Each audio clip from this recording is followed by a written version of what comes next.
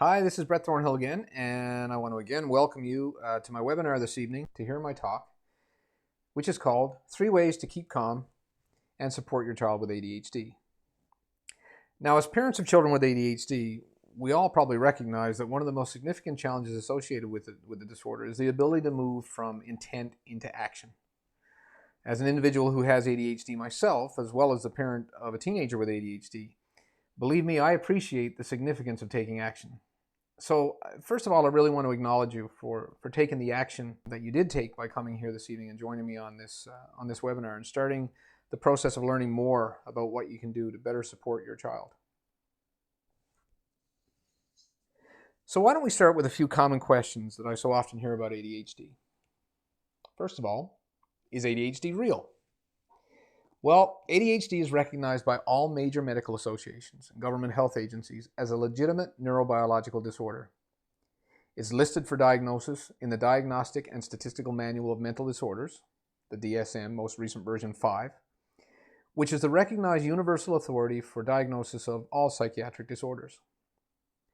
There have been more than 4,000 scientific studies conducted on the subject of ADHD to date, not to mention the documented personal experience of millions of people worldwide that serve to reaffirm the existence and the impact of ADHD. In fact, according to the American Psychological Association, ADHD is not only real, but it's the most extensively researched psychiatric disorder in existence. So let's assume that ADHD is real, and we'll just get that out of the way. So the next question I hear quite often is ADHD new? Symptoms consistent with what is now called ADHD were first observed and documented way back in the mid-1800s. The first recognition and grouping of ADHD-type symptoms by a medical professional dates back to Dr. George Sill in 1902. And even though it took another few years until 1968 for the disorder to be included in the diagnostic manual, it still goes back 50 years to the first formal medical diagnosis of what we now call ADHD. So let's assume that regardless of the different names it's been known by over the years, ADHD is not new, and we'll get that out of the way. So another question that I get asked quite often is ADHD caused by bad parenting, too much TV, electronic devices, video games? Well, ADHD is a neurobiological condition in which certain critical circuits in the prefrontal cortex of the brain don't function in a typical manner. Those circuits are responsible for sustained attention, organization, planning, motivation, and various other executive function skills. These circuits mainly rely on 2 neurotransmitters to function, dopamine and norepinephrine. And most medications used to treat ADHD either increase the availability or the efficiency of one or both of these neurotransmitters. So let's assume that bad parenting, electronic devices, and video games do not cause ADHD. And we'll get that out of the way. So since we're going to be spending some time together today, I'm wondering if it would be okay if I took just a few moments to tell you a little bit about myself so that you have some context for why you should even listen to me in the first place. I hope that's okay. So first of all, I feel pretty fortunate to be there this evening because not so long ago, I was really in a place where I wasn't quite sure if I was ever going to be enthusiastic about anything again. Outwardly, things were going pretty well in my life. I had a good family, great job. Things were going fairly well, but inside, I had an overwhelming feeling of discontentment and restlessness. So eventually, those feelings became too strong to ignore, and I started counseling. There was just something that didn't feel right in my life. So after working with a counselor for about 6 months, at the time primarily for anxiety and mild issues of depression, she thought it was time that I investigate the possibility that I might have ADHD. Eventually, that led me to see a psychiatrist and led to my official diagnosis, which also led to a lot of questions about what having ADHD meant and how it was going to impact the rest of my life. I've always been a pretty curious person, so I started to dig in and find out everything I possibly could about ADHD. So being diagnosed with ADHD as an adult was a bit of an interesting experience and a bit of a roller coaster ride in terms of emotions. I went from extreme relief at the beginning of getting my diagnosis contentment with the fact that I finally had a way to explain so much of, the first 40 years of my life, to actually being kind of sad, melancholy, and even a bit angry. I found out afterwards that these are actually very similar to the stages of grieving that somebody goes through. And it's quite common for adults who get diagnosed with ADHD. What I was doing was actually grieving the person that I might have been had I known about my ADHD earlier. But then I got kind of tired. I got tired of living in the past. I got tired of thinking about what might have been. And I decided to start focusing on what was and what could be. So I made a decision to fully understand my ADHD so that I'd be able to accept my new reality and find ways to empower myself to move forward. And that was a turning point. When I decided to view my ADHD from a position of strength and see some of the opportunities that it presented, and to find out if I could own it and make it work for me instead of working against me.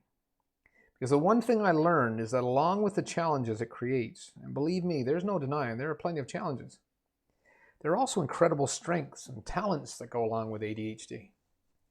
Talents and strengths that I started to realize I'd always kind of overlooked and taken for granted. So this caused a new insight, and this new insight allowed me to embrace a whole new version of myself. I decided to start focusing my energy on the things that I loved and was good at, rather than spending all of my energy feeling bad about and trying to get better at the things that I didn't enjoy, and quite frankly, I didn't do quite as well. So skip ahead 3 or 4 years, and eventually that new insight led me to a career change. And after some 20 years working in marketing and advertising, I actually decided to go back to school and train to become a certified ADHD coach. As a coach who specializes in ADHD, I now get the chance to help other adults work to redefine their life and to take a strength-based approach by seeing their ADHD for more than just the challenges it presents. Throughout my own discovery process, we also determined that my daughter, who was 12 at the time, also has ADHD. She's nearly 17, and even though there are still some challenges associated there as well, it's been absolutely wonderful to watch how naturally she's come to view her ADHD as more of a difference as opposed to a disorder. So as a result of that, another very important focus of my practice has become helping parents to better understand and accept their child's ADHD, and to help them so that they can work toward creating a supportive home environment that can actually help their children thrive. So that's enough about me. We're here to talk about you and some of the things that you can be conscious of to help support your child with ADHD and have a better chance of setting them up for success. So you may wonder why I've chosen the title that I have for this presentation. Why would I choose to call it 3 Ways to Keep Calm and Support Your Child with ADHD? It's because, without a doubt, the most important thing you can do as a parent of a child with ADHD is to remain calm. Now let's understand each other. You won't always succeed in that. Believe me, I know this from experience. Remember, I'm not only an ADHD coach, but I also have a child with ADHD, and I've grown up with it myself. If you cannot commit to working towards remaining calm when facing your child's challenging ADHD-related behavior, then nothing else I say tonight is going to make a difference. It's that simple. Now understand, I didn't say it was easy. I said it was that simple. I've studied ADHD, and I live with it every day of my life, both personally and professionally. And I have for the past 5 years. I still get things wrong sometimes. So why am I telling you this? So that you'll let yourself off the hook. So that you'll allow for the fact that sometimes, in every family, whether impacted by ADHD or not, things don't always go according to plan. And that's okay. The important thing is that you try to continue. You move forward. That you never give up on your child. And that no matter how difficult things get, you remember that you're not alone. There's always help and support available for you. So, are we ready? Let's get going. By the end of our time together tonight, you will have gained some insight into the 3 concepts that will help you as a parent to develop a positive and supportive home team environment that can make a significant difference to a child with ADHD. Of course, these 3 concepts don't make up any kind of a magic bullet approach. There is no magic bullet approach when it comes to ADHD. There are many ways to approach the specific challenges that accompany the condition, In fact, there are as many ways to approach it as there are people who have ADHD. One of my favorite sayings about the disorder is that if you've met one individual with ADHD, you've met one individual with ADHD. They're all very different. But there are generally good places to start. And if applied with dedication and discipline, some of these can be the building blocks upon which a solid approach to your child's ADHD can be built. So, let's start with number 3. Establish a solid game plan. Now, as I go through my presentation tonight, each of these 3 I'll explain what it is, why it's important, and some of the ways that you can actually implement some of these different techniques. So let's start with, first of all, game plan. What is it? Well, an effective game plan for your child's ADHD starts with a solid understanding of what ADHD is and also what it isn't. Many parents perceive a diagnosis of ADHD for their child as an endpoint. They've often worked very hard to get to that point. Well, I'm here to tell you that receiving the diagnosis is actually just the beginning. Now you need to learn, to ask questions, to seek help of ADHD experts, and search for resources that'll help you gain the knowledge you need to take action for your child. Now, a game plan for ADHD can take on a number of different forms. It can often require a fair bit of patience and experimentation. It'd be impossible to provide a clear definition of exactly what a typical ADHD game plan looks like because every individual with ADHD is unique, as I mentioned. Treatment options. Some of the treatment options for ADHD, and it's important to realize that ADHD really requires a multifaceted approach. There is no one, as I said, magic bullet when it comes to ADHD. You have to try different things, and sometimes those different approaches can come from different disciplines. Some of the treatment options include medication, cognitive behavioral therapy, or CBT, which is often delivered by psychologists. And of course, coaching.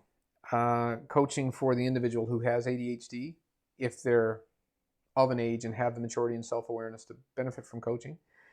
And also coaching for the parents as well, to help them learn and understand more about their child's ADHD in general, and some of their own feelings and understandings and misgivings about the disorder. Are changes to be made at home? Changes made in existing habits or establishment of new routines, introduction of new assistive tools, more clear and concise setting of expectations, and maybe even kind of shifting of communication styles. It can also include changes at school, teacher meetings, more frequent teacher meetings, more in-depth teacher meetings, exploring adaptive and alternative learning and evaluation methods, and the identification and arrangement of appropriate supports. So why is a game plan so important? The first thing it does is it ensures that everybody's on the same page. That's the primary benefit of a solid game plan. And this will include yourself, it'll include the child who has ADHD, teachers, pretty much anybody who has some sort of an impact or is impacted by your child's life. Remember, what likely got you to the point of diagnosis were struggles, uncertainty, conflict, either at home, school, or both. And the goal now is to use what you know and what you understand to figure out how to create improvements. So what can happen if you don't establish a solid game plan? Your child can become even more confused. Okay, I have ADHD, but what does that mean? Why aren't we doing anything about it? First, I thought there was something wrong with me, and now I know there's something wrong with me. So what comes next? Your child won't be clear on what the goals and expectations are. He'll become even more frustrated and uncertain because he'll feel as though you're uncertain. And that'll only cause more fear and shame. The uncertainty will likely lead to more confrontation in the home. His confidence will take a hit because he'll not have the knowledge that he needs in order to empower himself. Everyone is likely to continue to feel stuck. The only difference now, if you haven't established a solid game plan, is that now everybody kind of knows who to blame. And that's never healthy. Your child will continue to feel that she's at a disadvantage, maybe even more so than before. She'll feel guilty and even more isolated. We'll talk a little more about that later. And communication will tend to remain haphazard because no one will have a handle on exactly what's supposed to happen. So, how do you establish a solid game plan? Again, there are lots of ways to set up an ADHD game plan, as many ways as there are individuals with ADHD. But it should always begin by deciding who's on the team. Who needs to be on board for this ADHD game plan?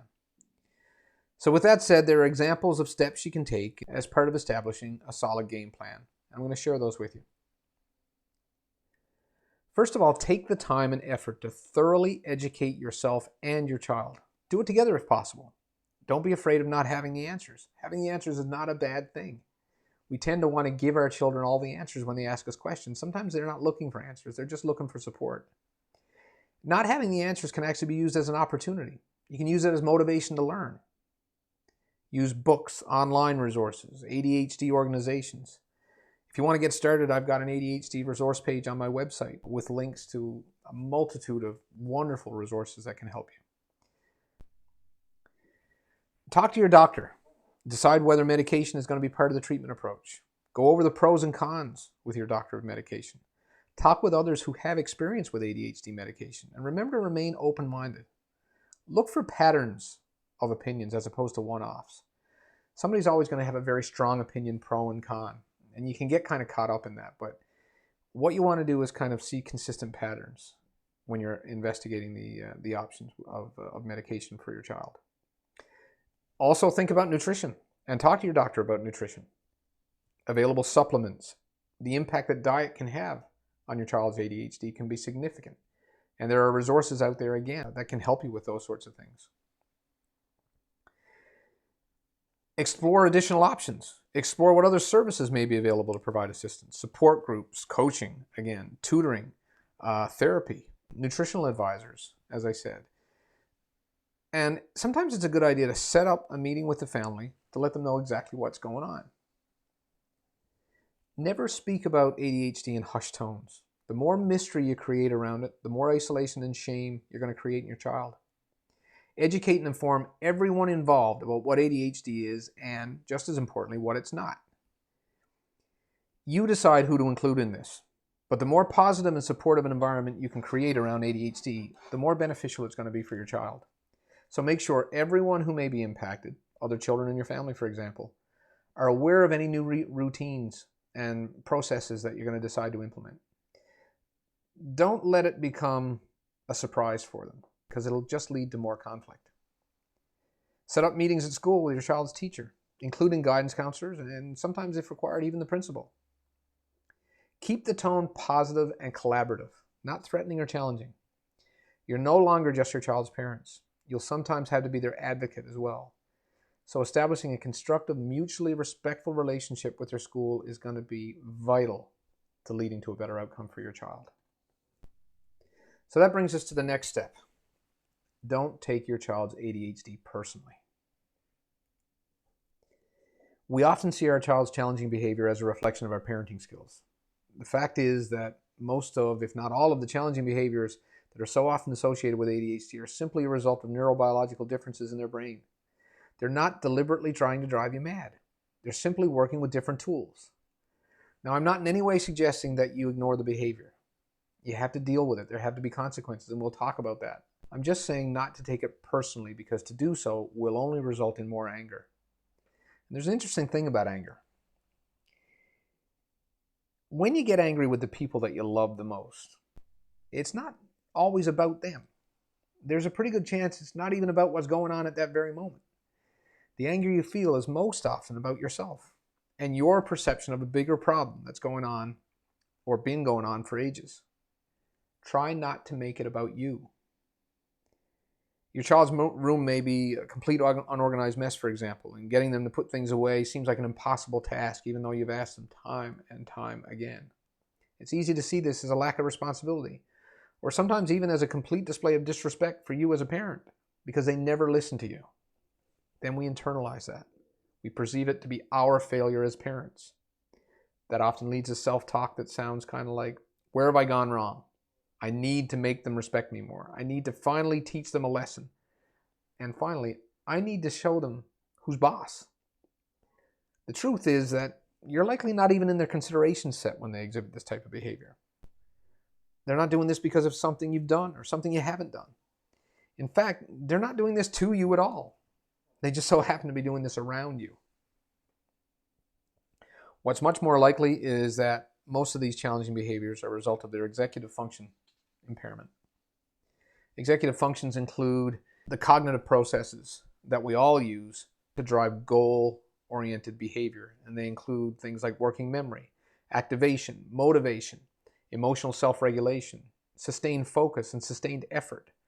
These are the cognitive functions that are required to initiate goal-driven behavior, the stuff that gets stuff done. And in people with ADHD, they're impaired. When you're trying to understand the role of executive function in a person's ability to organize and execute various tasks required to achieve a desired outcome, a good comparison is that of a conductor in an orchestra. An orchestra is made up of a group of musicians, all very capable in their own right, all with their own very unique skills and talents. But without a conductor to bring those talents together, what we often get is a chaotic mess. Everybody playing these instruments is quite capable of playing the instruments, but they're disorganized. They have a reduced sense of timing. They have trouble prioritizing and planning which parts go where and when. That's the job of the conductor. What the conductor does is bring all of these musicians together toward a common goal. And what results is a much more harmonious outcome. It doesn't sound chaotic because all of the musicians are coordinated in their effort, and the resulting piece of music is played effectively, in time, with all the different parts organized to do what they're supposed to do, when they're supposed to do it. It has nothing to do with their capability or intent as musicians. Each knows what they're supposed to do. But without the conductor, or in this case, executive function, to focus their abilities, they're much less likely to be effective. So imagine how that feels to your child, or even an adult with ADHD for that matter. Believe me, I can personally vouch for how accurate this analogy is, and the difficulty that this can cause for those with ADHD who have trouble consciously controlling the tasks that they need to do when they need to do them.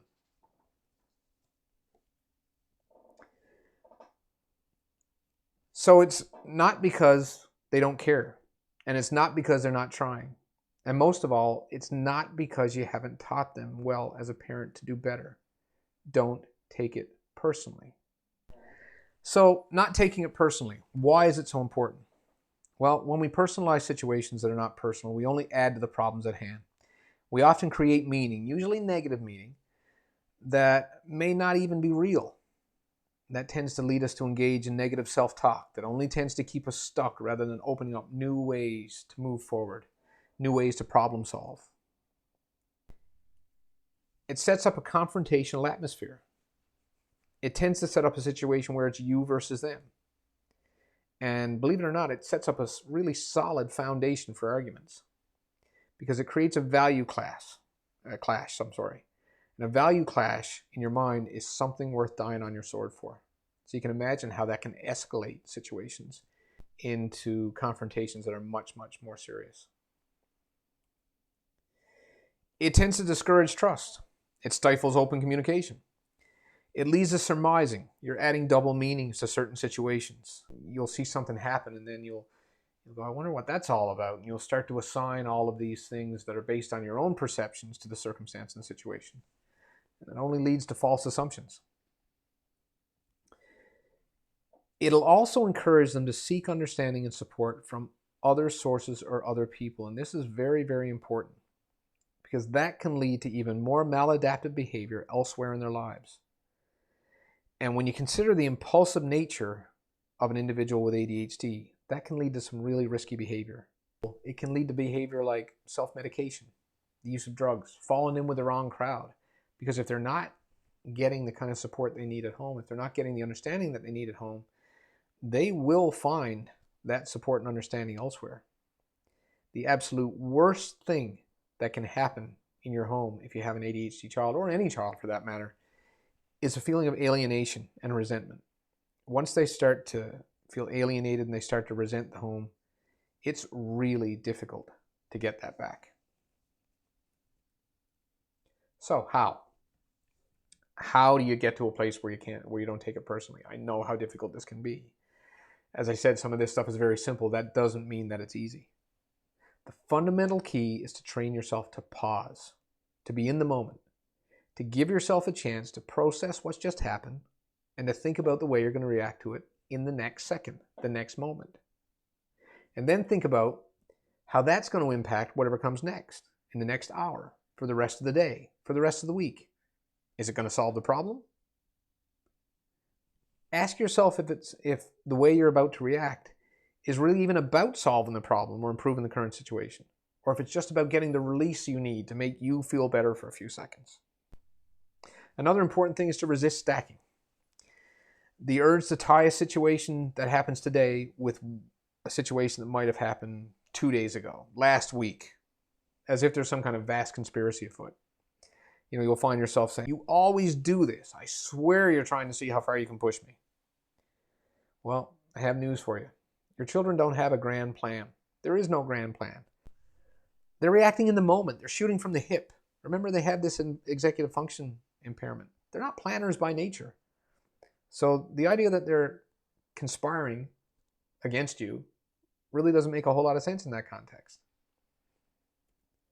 Something else that's very important in your effort to not take your child's ADHD personal is to pick your battles. Believe me, they're not all worth having. Sometimes you have to think, is this a big deal? Is it going to be a big deal a week from now? Is it going to be a big deal a month from now? There's a saying that I love, I heard a while ago. And it really resonated with me as a parent because this was an issue for me for a long time with my daughter especially. And that's never sacrifice your relationship with your child on the altar of an untidy bedroom. It's just not worth it. Sometimes it pays just to close the door. Try not to let emotion get the best of you. Remember, it's not about you. Don't make it about you. Try to stay matter of fact when explaining and doling out the consequences of their action. And there should be consequences. It's like I said before. Just because you don't take it personally doesn't mean that you take it lightly. Learn to step back and look at situations through a new set of eyes. Use the ADHD lens and keep your focus on the big picture. Again, how much will this matter a month, a week, or even a day from now? Sometimes you'll be surprised at the answer when you maintain your perspective. Is your child getting into any real trouble right now? Of course, if they are getting into that kind of trouble, then it's time to look for professional help immediately. Because once those things enter your home, it's going to be nearly impossible or an incredible challenge to get them out.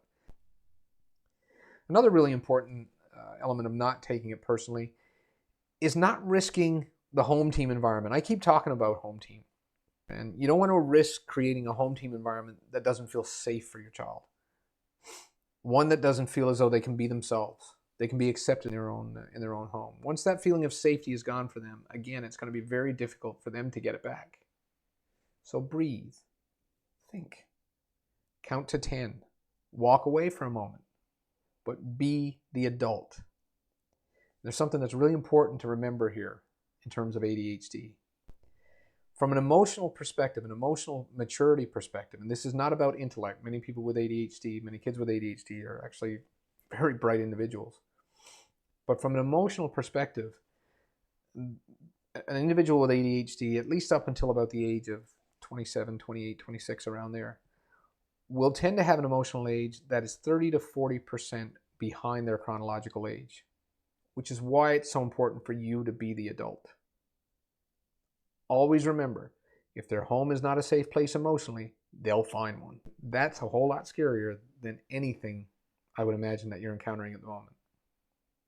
Remember to be empathetic. If you think you're frustrated, trust me, you're probably not nearly as frustrated as they are. This situation is no fun for them, and they don't have a choice. Now I hear you all thinking, yeah, that sounds really simple. But it's just not that easy, and it's not. All of these things involve emotions, and any sort of an emotional pause is very difficult. So you're right. It's not easy. Nobody said it was easy. It's hard. I know it's hard. It's hard for me, and I've been trained in this stuff. I still get it wrong sometimes. But tell me something that's more worth the effort than creating an emotionally safe home environment for your child.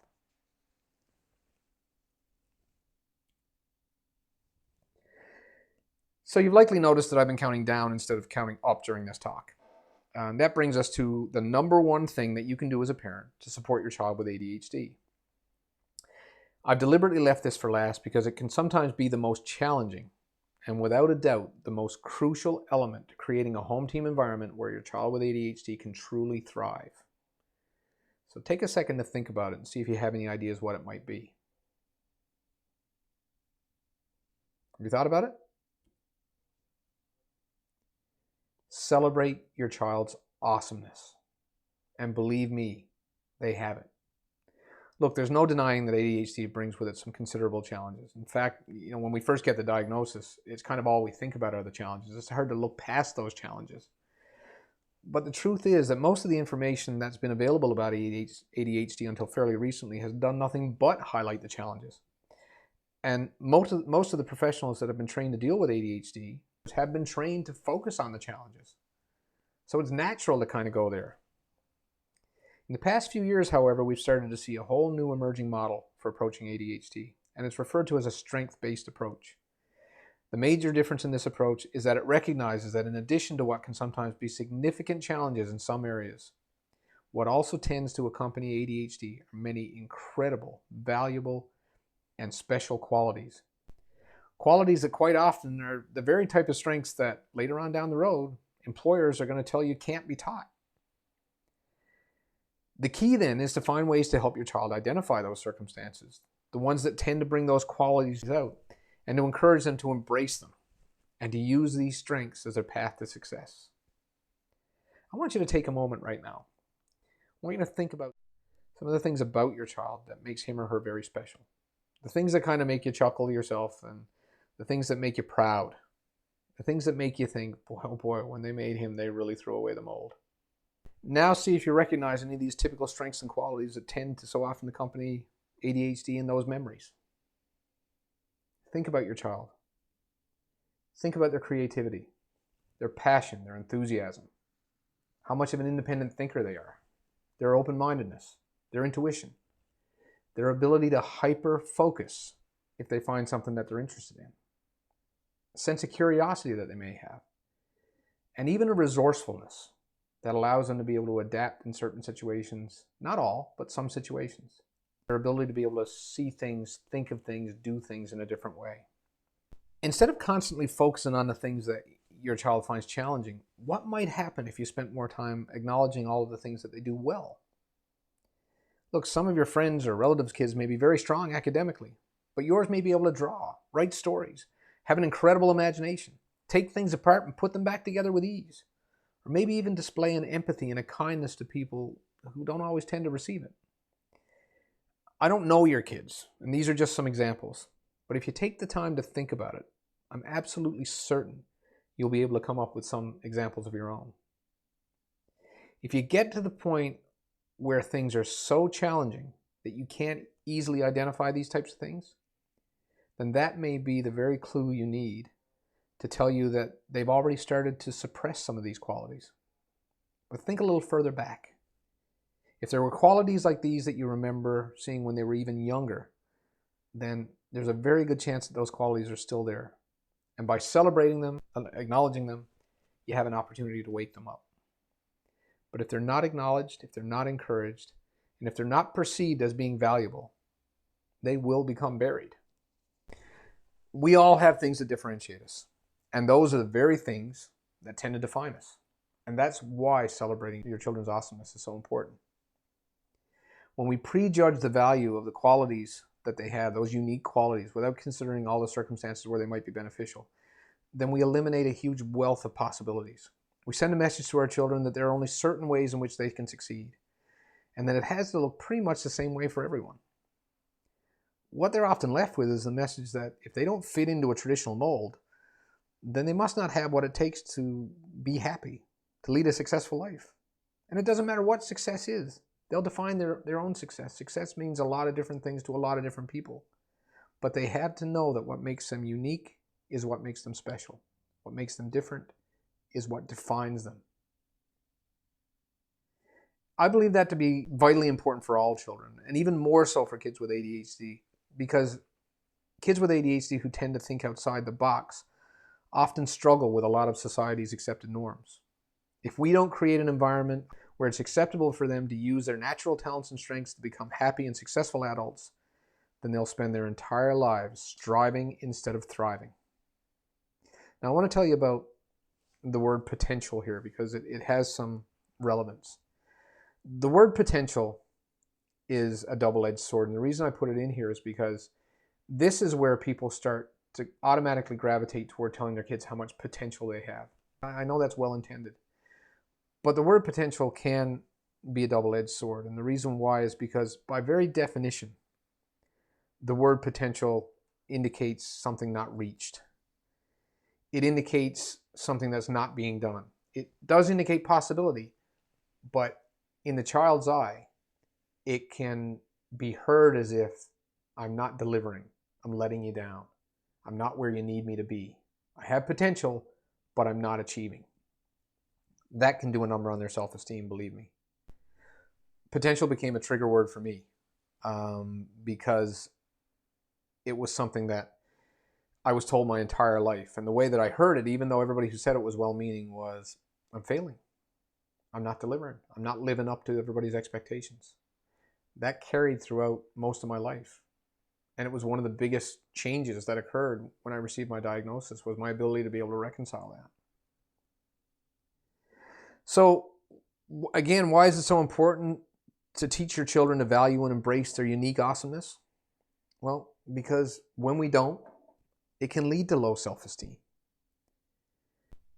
They can tend to envision their future as bleak, not see that they can be successful on their own terms. I had a parent once who told me the story of their child, a young child, 8, 9 years old, whose handwriting was really not great. He had a great deal of difficulty with handwriting. And he would look at his mom and he'd say, Mom, I know that's not good, right? That handwriting is pretty bad. I'm not very good at that. And she took the opportunity to say, well, your handwriting's different. Your handwriting's not like everybody else's. It may not look like everybody else's in your class. But hey, most doctors have lousy handwriting. So maybe you'll be a doctor. They had a little chuckle and they went on, and he felt much better about something that he saw as a weakness before. Now, this is just one small example, but it shows how you can turn something around and you can take something that is different about them and unique about them. And if you use your imagination, use a little bit of humor, you can turn it into something that can be beneficial and something that can plant a seed of possibility in their mind instead of a seed of failure in their mind. The other thing, if they don't learn to embrace their unique differences, is they're going to tend to be uncertain about whether they're loved and supported for who they are or who they need to pretend to be. And very quickly, they'll learn to become pleasers. Another thing that can happen is they'll learn to pretend to be something that they're not. That's exactly what leads to so much anxiety and often depression in adults with ADHD. They learn to accept the idea that they can't as just part of who they are. I can't do that. And even if they have a diagnosis, if it's not positioned in the correct way, then they may just make that statement of, well, I can't do that because of my ADHD. That can become a part of their life. And suddenly they have excuses as opposed to reasons, which can motivate. Excuses stop you. Reasons will motivate you. They'll tend to grow into a fear of being different. And fear is one of the primary roadblocks to motivation. Fear of failure and sometimes even fear of success. Fear is a powerful motivator. And fear of being who they are and embracing who they are will lead them to probably not try at all, because it's easier not to try than to live with the fear of either trying to be something I'm not or being accepted for who I really am. They'll tend to feel intense pressure in areas that they find challenging. Amazingly, when we reduce the pressure on individuals with ADHD, we generally see an improvement, because increased pressure just tends to exacerbate the ADHD symptoms. This has been scientifically proven. It can have a negative impact on the open parent-child connection and communication. In fact, sometimes they'll learn to resent those who don't accept them. And although you may never see it outwardly, it'll still live inside. And that's the kind of thing that can lead them to seek approval and seek acceptance elsewhere. And finally, it'll tend to lead to increased feelings of isolation.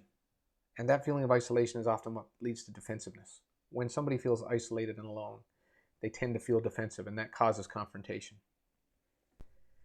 And that isolation that confrontation, that defensiveness, that lack of self-esteem will lead to the type of behavior that'll have them seeking approval from others. Can lead to things like a pattern of self-medication, risky, approval-seeking behavior, impulsive actions, and family alienations. The bottom line is that if you learn to embrace your child and teach them how to embrace themselves for who they are rather than focusing on who they're not, you'll let them know that they always have a safe haven at home from which to build an independent and successful life. The point is, they'll be accepted for it. Home team. That's the key. So, how? How do you create an environment where you can celebrate your child's awesomeness? Well, you can start by showing genuine interest. Ask a lot of questions about the things they seem interested in. They may think you've lost your mind at first, believe me, but it'll really mean something to them even if they don't show it. As long as their interests are not, immoral, unsafe, or illegal, they'll eventually be inclined to talk about it if you start to ask questions about it. As long as you're genuine, you can't fake it with an individual with ADHD. If you fake it, they'll see right through you. Their intuition is one of the great strengths that I listed earlier on in the presentation. And they'll use that intuition and see right through any kind of a false interest. So it's important to be genuinely interested in what your child does. Make the effort to find out what they're passionate about and indulge in it. And not just financially. It's about more than just finance. Indulge in it with your interest, your attention.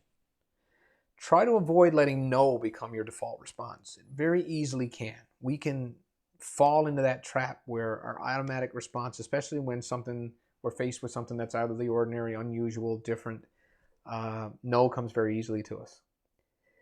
Pay attention to your battles and don't fight all the time they spend doing the things that they love, even if it's not productive, as long as it's not destructive. Keep an eye on the big picture. They're going to be interested in some things that aren't necessarily all that productive. As long as it's not a disproportionate amount of time, let them have that once in a while. That's fine. It'll show them that at the very least you support what they're doing. No matter what it is they express a keen interest in, as long as it's not unsafe, immoral, illegal, regardless of whether you understand or even particularly get it. My kids have some things that I don't really get, but we tend to at least support them in it if it's something that they're very passionate about. At the end of the day, really, your only choices are either to fight it, forbid it, punish it, diminish it, ignore it, learn about it, or embrace it. Which of these do you think has the greatest likelihood of a more productive outcome for both you and your child? During disagreements, even heated ones, stop and really listen to their opinions. Try to dial down the hysterics and give them a chance to explain their position. Even if you still disagree at the end, and even if they don't dare let you see it, they'll appreciate that you respected them enough to really listen. It's like making a deposit in their respect bank. And enough of those respect deposits are going to pay huge dividends in the end. Also, and this is really important, let them have some wins, especially if they've earned them. And they will earn some, believe me. They're clever individuals, likely with incredible imaginations. You should see the look on a child's face when you say, you know what? That was a really good point. You've just changed my mind. They'll remember what worked. They'll see that you've placed value on the way that they're thinking, and therefore who they are. And they'll respect you for it. And they'll see that you respect them. Too often we dig in. We start a disagreement, we get on opposite sides of an issue, and we dig in and we convince ourselves that I can't let go, I can't give in. To give in is going to show weakness. And if I show weakness, then I don't have the appropriate discipline that I need. Find ways to incorporate their values into the household. Young or old, they're going to have values.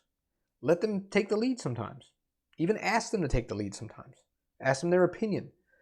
Let them make some of the decisions around the house that affect them. If there's something that's going to change in the household that's going to have an impact on them, ask them their opinion. Let them weigh in on it. Learn to respect their choices, even if sometimes you don't agree with them. Again, you have to be judicious and you have to be careful and mitigate respect against safety. But if they know that you respect their choices and that you respect some of their opinions, that's going to go a long way. Surprise them once in a while. Let them know that their opinion matters. Their desires matter. That they matter. The things that drive us crazy in our kids when they're younger are sometimes the very same things that we're going to love about them when they're older. And look, we all love our kids. You wouldn't be here. You wouldn't be attending this webinar if you didn't love your kids. Loving your kids sometimes is the easy part. Sometimes it's much more challenging to like them. And that's the goal, is not just to love your kids, but to like them for who they are, to like what they can become. Remember, they're people. They're unique. They're individuals in their own right. And as I said, usually the qualities that drive you crazy when they're kids are the very same qualities that you're going to admire about them when they're older, as long as those qualities are still there.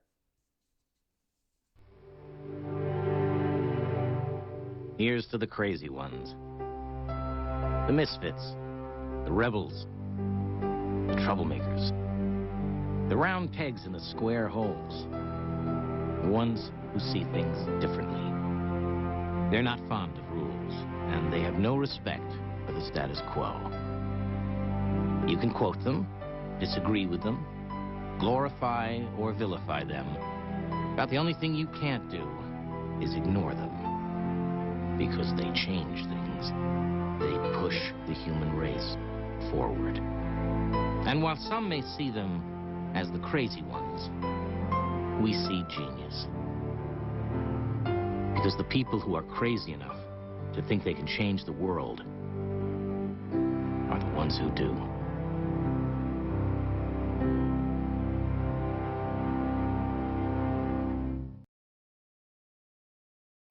Once again, I want to thank you for joining me this evening on this webinar. I hope you found it informative. I hope you've enjoyed it. I've tried to keep it as casual as I can. I'd love to take your questions, and when I stop the video in a moment, hopefully when I go back to live, there will be lots of questions. But I do want to let you know how you can reach out and how you can find out more about what I do, and also tap into some of the resources that I provided on my website, my Facebook page, and so forth. On the web, you can find me at embraceyouradhd.ca. By email, you can get me by sending a message to brett@embraceyouradhd.ca. You can find me on Facebook simply by searching Brett Thornhill ADHD Coaching. And you can follow me on Twitter @embraceyouradhd. So I hope you found this informative. I hope you found this challenging in terms of challenging some of your previous perceptions. And I hope that it's helped you understand how important and how vital building a solid home team supportive environment for your child can make in helping them thrive, in helping them become comfortable with who they are, and in helping them move forward. Thanks very much.